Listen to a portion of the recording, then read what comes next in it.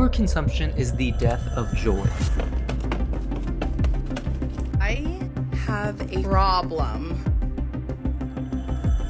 Today we're going to dive into overconsumption on TikTok and talk about how it makes us infinitely less happy even if you don't overconsume. And it all starts with the dopamine economy.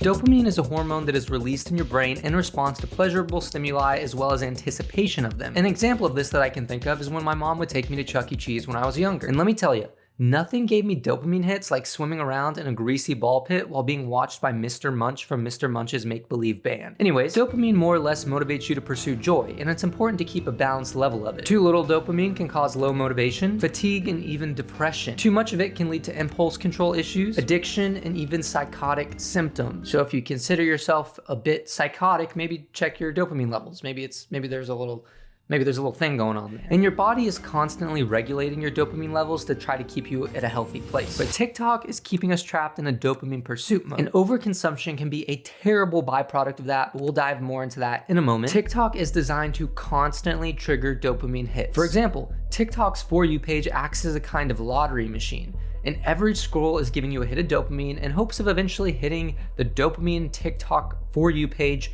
jackpot. Like when you're scrolling through Cat Talk, you're seeing all the cute cats, all the little baby cats. You're sitting there just constantly scrolling in anticipation of seeing the cutest cat of all time. But alas, you'll never see it. You'll never reach that glorious point where you see the cutest cat of all time. Lucky for you though, I just so happen to have a picture of the cutest cat of all time. Here it is.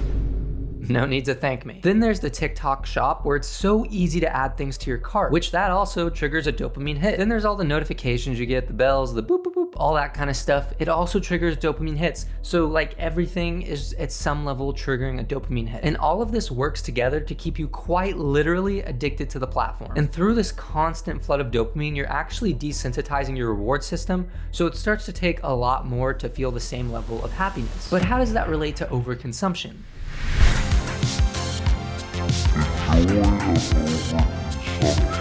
If you've been scrolling through the lawless, very lawless, Wild West land of TikTok, you've probably seen a video like this. Overconsumption core. A drawer for just new, unopened products. Buying new skincare when I don't need it. Absurd amount of makeup I'll probs never use up just because it's fun to buy. To me, this video just screams overconsumption. Like I can literally hear it screaming at me.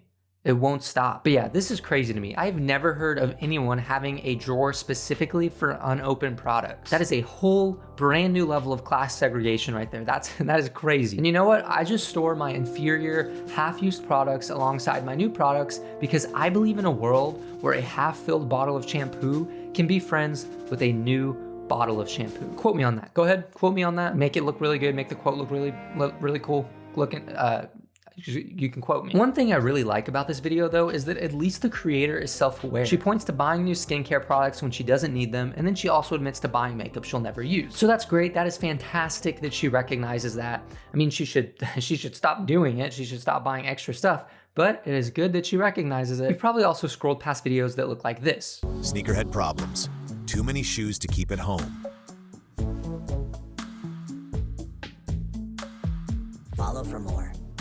When I see videos like this, I hope and I pray that they are rage-bait because this is just such an unnecessary amount of waste. It's one thing to have this huge collection of shoes at your home because at least you can make the argument that you like looking at them or that you wear them or that you just enjoy the energy that they give off. Maybe they give off like a cheese smell. I don't know. Maybe they do that. You can make that argument. I would say any of those things to a degree is probably at least a little bit acceptable. But this guy has a literal storage unit filled with shoes because supposedly it's too many sneakers to keep at home. And call me a kooky Carl, but I feel like if it's getting to a point where you have to rent out a literal space to store more shoes, then maybe you should consider not buying more. I mean, is that crazy? Is that insane of me to suggest?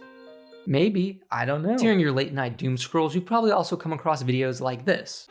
I can't imagine anyone using all of those in their lifetime. I am begging you to donate some of these. Just because it's organized doesn't mean it's not hoarding.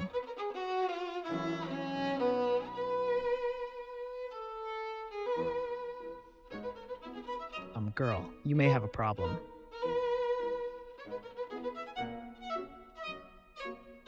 No way they're all gonna fit up there.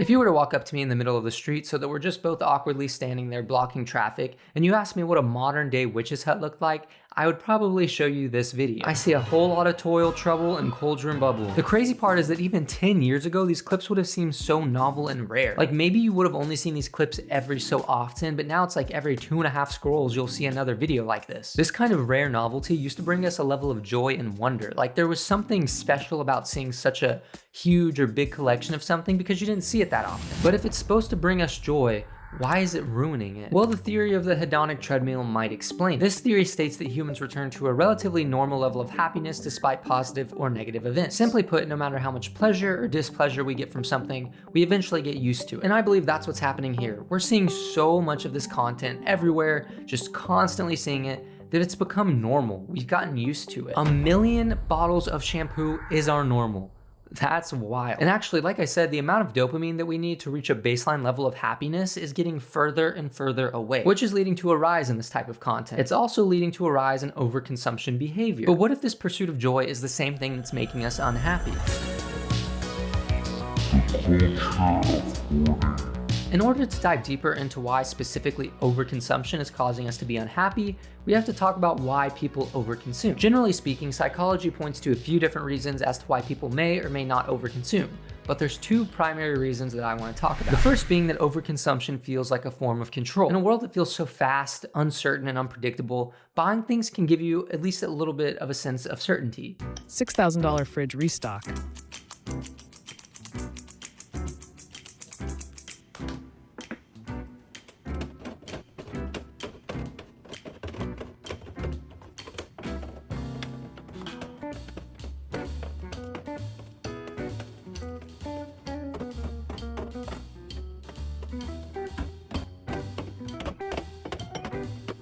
Imagine spending $6,000 to restock your fridge.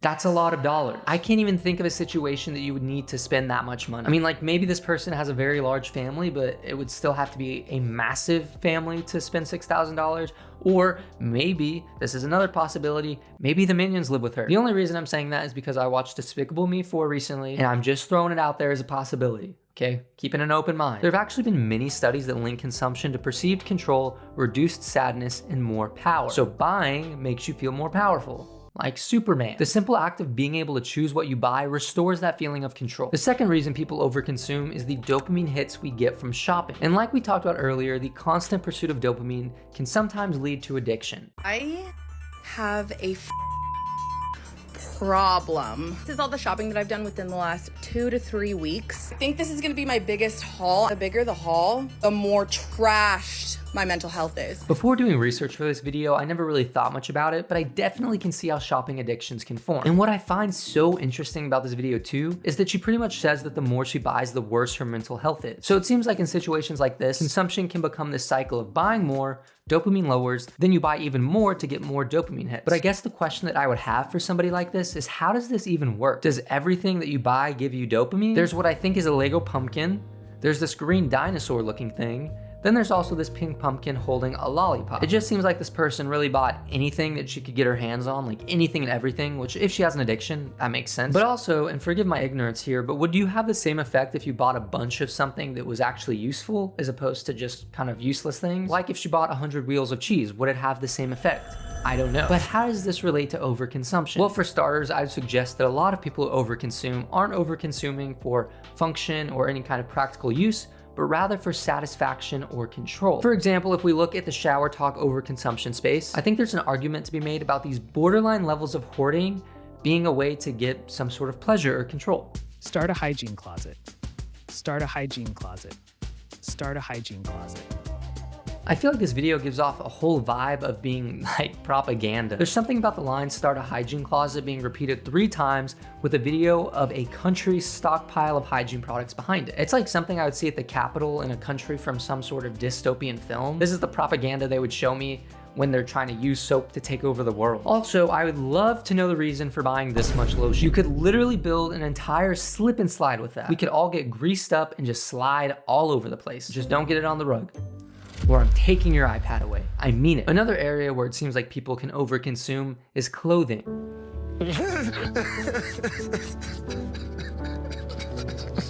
Now let me say, the irony of me talking about this isn't lost upon me. I probably have worse fashion sense than Paddington the Bear, I don't deny it. But when I see closets like this, with 3 different rows, with a lot of very similar pieces of clothing, I kind of wonder if it's overconsumption or not. With that being said, I understand that there's an artistic side to it, and I think it's totally valid if you want to express yourself in that way, if that's actually the purpose. But I think if you're buying an excessive amount of clothing specifically for external reasons, then you're probably getting into overconsumption territory. Actually, let me know your thoughts on that. Do you think it's more acceptable to overconsume when it's for self-expression, or do you even think it's considered overconsumption if it's for self-expression? Let me know your thoughts on that. So all of that to say, overconsumption seems to play a large role in providing a level of pleasure or control. You get to choose what you buy, you get to choose how you express yourself, you get those dopamine hits all over the place. They're just flying at you. The truth is though, that simple act, the act of buying more and more, it's destroying our happiness. But how? Overconsumption destroys happiness.